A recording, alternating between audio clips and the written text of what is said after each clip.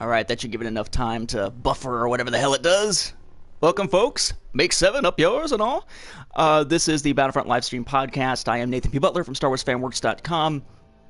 From the Star Wars Timeline Gold at StarWarsFanWorks.com/timeline. From Star Wars Beyond the Films and the Star Wars Report Rebels Roundtable at StarWarsReport.com.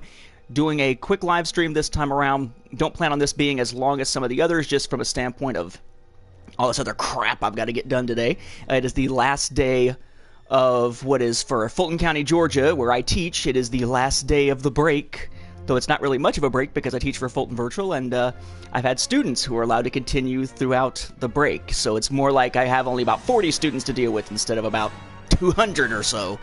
But the break is just about over with. But I ran into a situation that I wanted to show you guys, because otherwise we would miss that opportunity. So you know that in the game, when you go to collect and you go to diorama, you get all these different diorama pieces, kind of useless overall, but there's sort of a status thing to be able to say, hey, look, I've got all these diorama pieces, blah, blah, blah. And the last time that we looked at it, there were several I didn't have. There still are several I don't have, but I've managed to pick up 2 since the last time we did a live stream here. The Shadow Trooper is now unlocked. Shadow Trooper is one that unlocks once you get each of those trait cards to level 3 at some point. You take one of the 5 trait cards. I think it's 5. Yeah, it is 5. You apply them or you equip them, and then as you kill like 3 people, and it goes up to level 2. You kill another few people, it goes up to level 3. You have to do that without dying, otherwise it resets back to 0. And you essentially have to do that once for each to get that.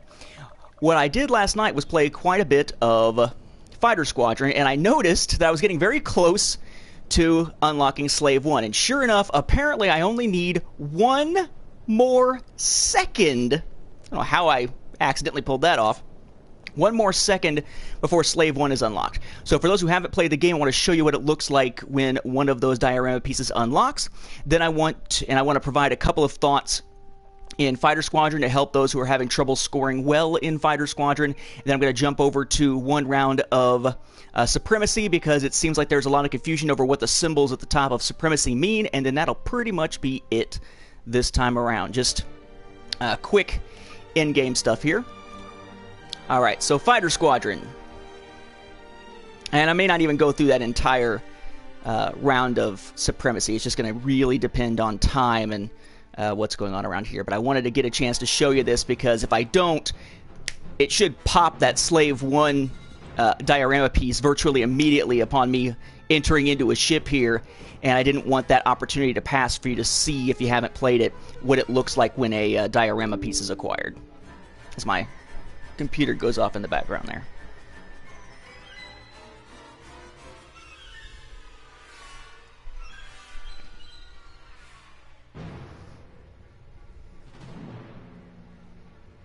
Well, there we are. Press to join. Skip. And X-Wing. Boom, yeah. 1 second. Boof. See, so you get your little notification, ride in vehicles for a total of 10 hours. It tells you what it is, it gives you the symbol, and it tells you the name. Up. And we were already at the ending, so there's the victory there. Wow. With 0 kills or anything. That's pretty easy.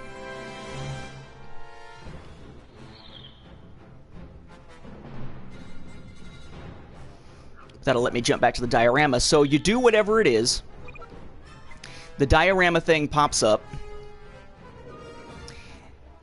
And then you have to back out of all the game menus, of course, because you need to go to the collect menu, which is not entirely accessible from your customization screen. Like, you can go to unlocks and look at all the other stuff, like the cards and the weapons and the appearance options, but you can't look at the diorama from that screen. So take it all the way back. Going through loading screen after loading screen here. Go to collect, go to diorama. Engage in loading screens again.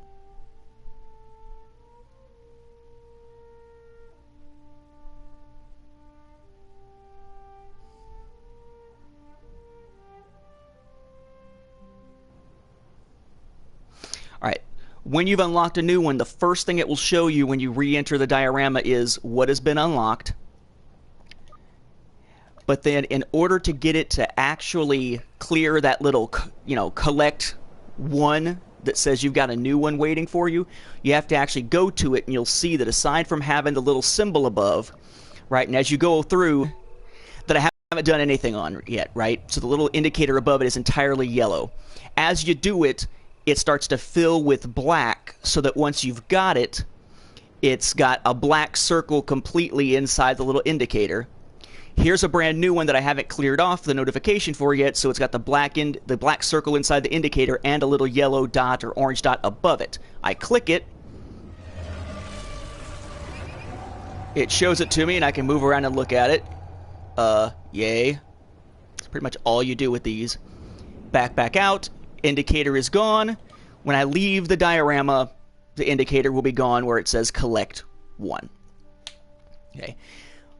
But that's what it looks like when you hit one of those. So you will know. It's not like you got to keep checking back, but what I find it is helpful is checking back from time to time to see how close you are to each one. Like, I think my next one is probably going to be kill another 40 or so people as a hero, or soldiers as a hero, and I'll be able to go in and unlock, I think it's Vader. Alright, so the thing that was confusing people, Supremacy. And let me say here, as this is loading, if you're playing Fighter Squadron, some quick tips on Fighter Squadron. Obviously, the plan in Fighter Squadron is to get your team to 200 points before the other team gets to 200 points. But there is some confusion about how you do that. Not all kills are created equal. It tells you up front on that initial starting screen for Fighter Squadron that you need to go after the transports. Okay, that's important. There's also, though, a difference, just like on the scoreboard at the end, between regular kills and AI kills. If you kill an AI ship, meaning one that does not have a player behind it, it's going to give your team 1 point, 1 kill. Okay, and it's going to give you a certain amount of points. If you then instead kill a player, killing that player is going to give you 3 points. Okay, because it's a human opponent, it's a tougher opponent. Right? Killing the transport is going to give you 20 points for your team. Okay, hello, Pumpkin Guy. Just here for a little bit. So essentially, try to prioritize in Fighter Squadron, try to prioritize actual human opponents. If you have an option between going for an easy kill of an AI opponent or going after a human opponent, go after the human. Because you're going to get 3 points out of that kill versus... I'm stuttering here. 3 points for that human kill versus the 1 or 3 kill points for your team from that human kill versus just 1 for the AI. And if you get, divert towards that transport immediately when you see it, you need to take that out because that is a 20-point jump. The guide is wrong on that, by the way. I believe the guide says that you get 1 point for each AI kill, 3 for each regular kill, but then triple, quote-unquote, the points for the transport. Doesn't matter, though, if you're looking at the transport... it was 10 times, not triple, 10 times. It was 1 for AI, triple that, so 3 for a regular kill, and then 10 times for a transport kill. But that doesn't make sense because a transport is worth 20. That's not 3 times, or 10 times 3, because it'd be 30. It's not 10 times 1, because that'd be 10. It's in between. Now, Supremacy, main thing I wanted to show you here was to eliminate some confusion, but I think I'm probably going to have to do that at the beginning of a new match. But notice here what you're seeing up there at the top. Okay, let me try to get myself to a place where I'm not just going to be shot. La la la. Running away. Not killing people, just call me Finn. My bad. Alright, so you see the little indicators up there at the top. Okay, you've got your time limit, of course. Oh, orbital strike. Whee! And you have basically 5 different discs up there. There's 5 different circles. Okay, with the X's and the check marks in it. Your goal, by the end of it, if you want to win before the time runs out, is to have the 2 circles on the right-hand side both be blue. and none of the others lit up. Okay? What's going to happen... Can we just run out the timer on this sucker? Should have just meleeed the guy. All right, sitting down the controller. All right, so what's going to happen? You start out the match. Think of this map. Think of those dots as places on a map. The idea is that there is their entry point or ship, your entry point or ship, okay, at the different sides. Theirs represented on the left, theirs represented on the right, yours represented on the left, and these different points are at different points in between. So the center point is like the dead midpoint of the map, supposedly, and then the ones on either side are like steps toward your ship, or steps toward you being in full retreat. So you'll start the match, and that center one will be white, because nobody's captured any yet. You're all kind of converging on the center of the battlefield. You go in, you fight, someone will take it over, which means that you are pushing back the other team.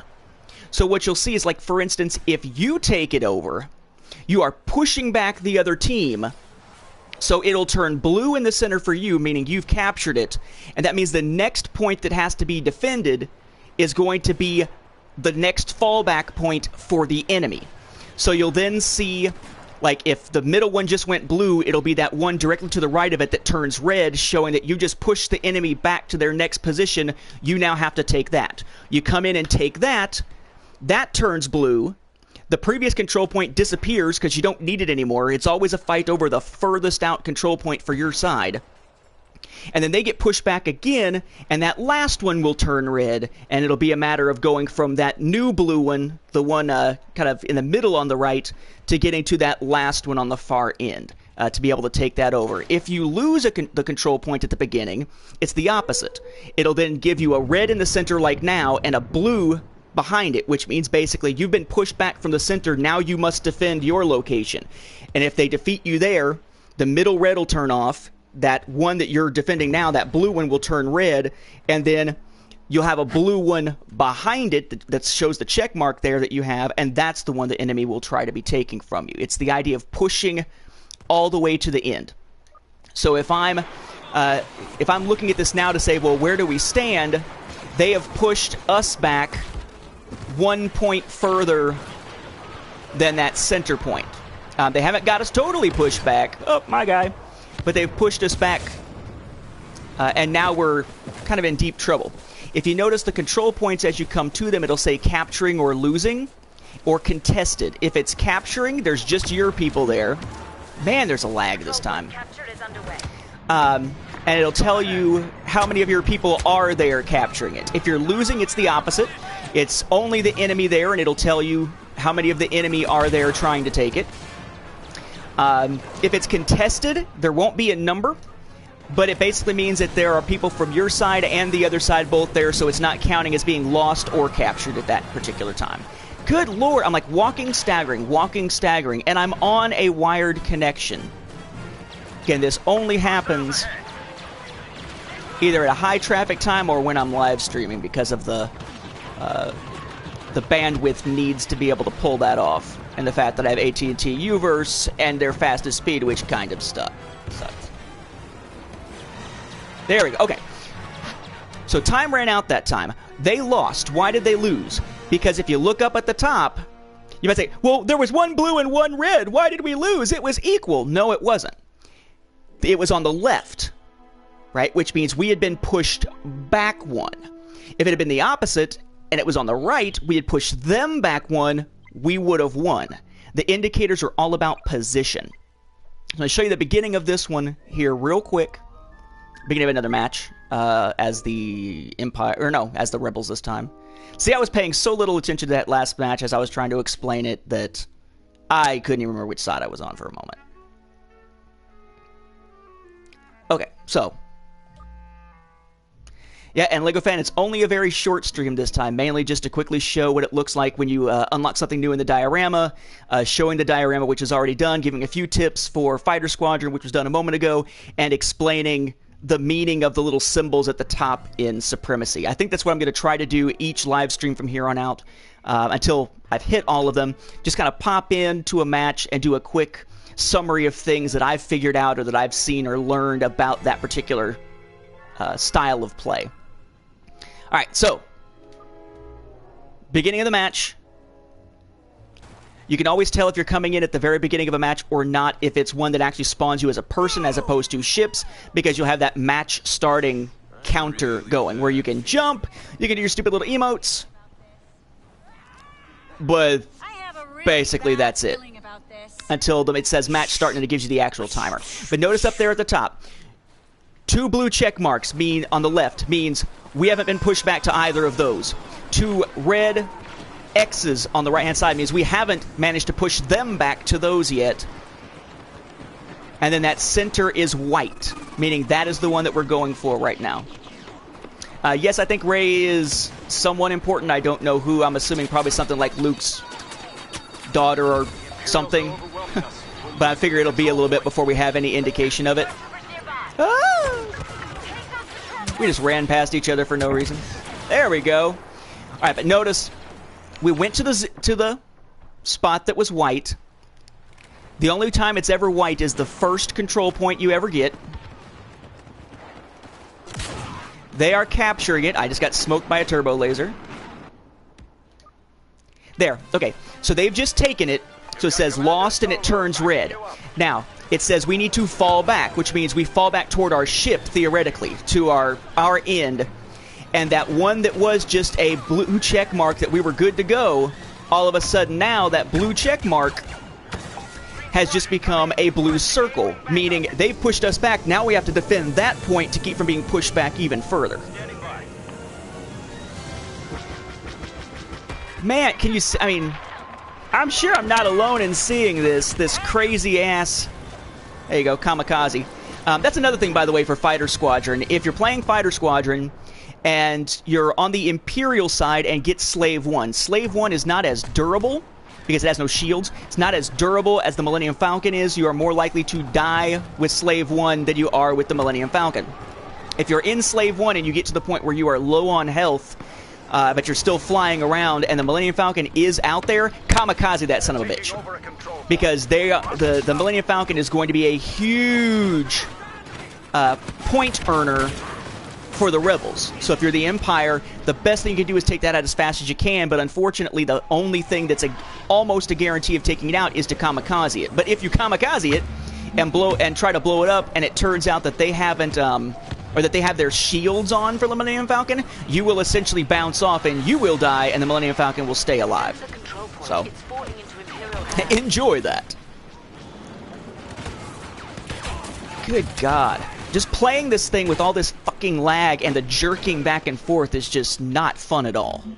There's no amusement factor. I can't actually try to play the objectives because I'm just going to get pissed off. Okay, there we go. They took that blue point that was our first fallback point. So the one in the center no longer matters. It goes dark. But it's X because we haven't got it. They have pushed us back to that furthest blue one, so it goes from being a blue check to a new blue one telling us that's the one to defend, and the blue one that they just took has turned red. If they are able to take this furthest blue one, this one over here, then the 2 left-hand circles will be red. That means they've won before the time ran out. If it was the opposite, and it was blue capturing that we were winning, it'd be moving the opposite direction. It'd be, or I guess to your perspective this way, it'd be moving to the right, and a win would mean 2 blue circles on the far end. A win condition on this that isn't about the time running out will never include the center circle. It's gotta be some side has been pushed back from both of their sides' fallback points. That's why it says fall back and push forward. It's trying to let you know what direction you need to move in relation to pushing the enemy towards their end or keeping yourself from being pushed off your end. It's almost like, hell, it's almost like a Smash Brothers kind of thing. Now, I've only played Smash Brothers a few times, but I know that in Smash Brothers, one of the things you can do is knock somebody off the edge of the platform to kill them. That's basically what you're trying to do here. You're trying to push the enemy off the edge of the map, so to speak. They have an ATST out here that I can orbital strike. Oh, no, but they got these guys. Oh, shit. Do I think that... let's see, Max is asking, based on our episode of Star Wars Beyond the Films, whether Aftermath has improved now that I've actually seen The Force Awakens. Honestly, not really. Well, it's sort of a good and bad, right? Again, there you go. See, they pushed us off the other side. So I'll answer this and then head out of here. Again, it's just a quick stream to show you those things because of all the stuff going on. I'm going to try to stream again later this week. Probably won't be Monday. That is my wife's birthday, and it's also a day that I'm back at work. It probably will not be Tuesday because Tuesday I have a meeting that runs throughout the afternoon. But probably once we get to about Wednesday, Thursday-ish, I'll do another one. It'll probably be in the afternoon. Okay, but that's it. That's it. To answer that question, I think Aftermath now has a tiny bit more relevance in that Tim and Wexley, right, the kid, the teenager in Aftermath, is Snap Wexley. Snap is apparently a nickname. The character played by Greg Grunberg from Heroes in The Force Awakens, the guy that does the recon flight at Starkiller Base and has some lines in the battle. Okay, so in that sense, hey, all of a sudden Tim matters. See, he's that pilot from The Force Awakens. Except that only gives Aftermath the same relevance as something like The Perfect Weapon. It was about Bazine Natal, the woman who calls in and says, "They're at Maz Kanata's, tell the First Order." Or the relevance of, something like a Bait. The short story from Insider that has Grimmar, or however you say his name, the big dude that's sitting there with her, or any of those little short ebooks, like the one on some of the little dudes from Maz Kanata's palace. It's the equivalent of an entire full-scale novel for the purpose of a short story out of the pages of Tales from the Mos Eisley Cantina, Tales from Jabba's Palace. Not doing any other matches right now, by the way. That's, like I said, it's pretty much wrapping it up at this point just because of time. So in that sense, yes, it makes it more relevant, but not in the way that it sounded like the book should have been. It turns it into basically just another, hey, let's give you background on this background character, oh, what fun type of story, which can be cool, but not as a full-length freaking novel. The other thing that I find that's also kind of frustrating about it is that while it increases the relevance of Timon, it decreases the relevance of all the back and forth between the one Moff guy, whose name I forget offhand, and Ray Sloan.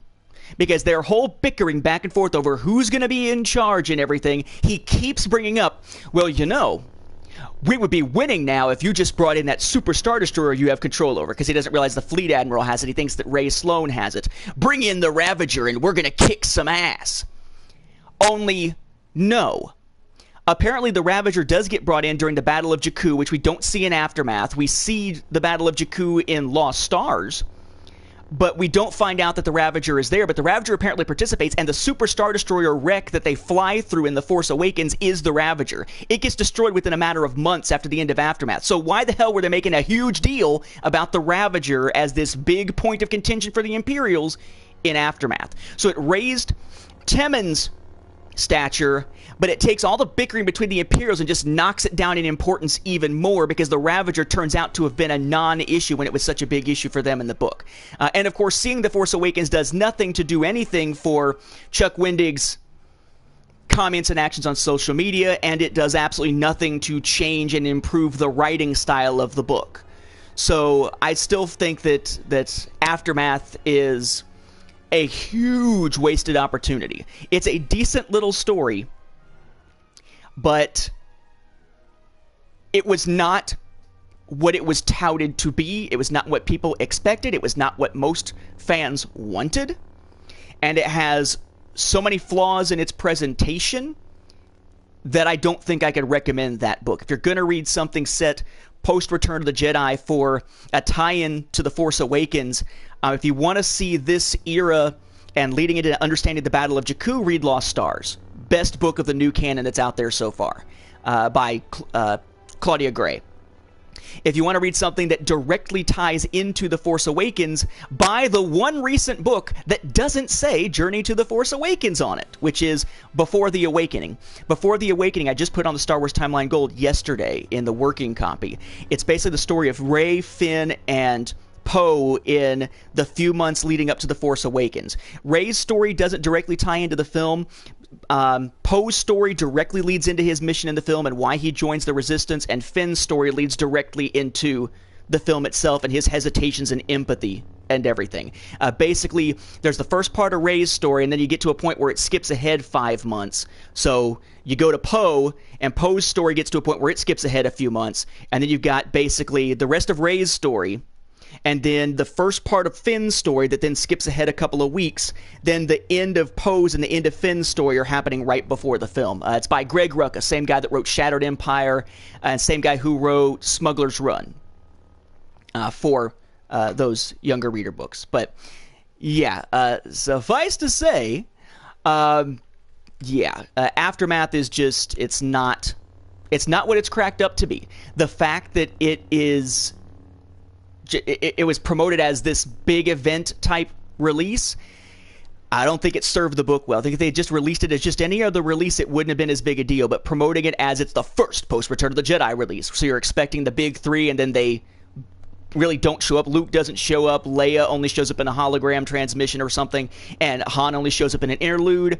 You got all these characters we don't care about. Oh, look, hey, it's Timon. Now we know it's Snap Wexley, but you only know that because of reading the visual dictionary, etc., etc. Wasted opportunity and way too overhyped for what it turned out to be.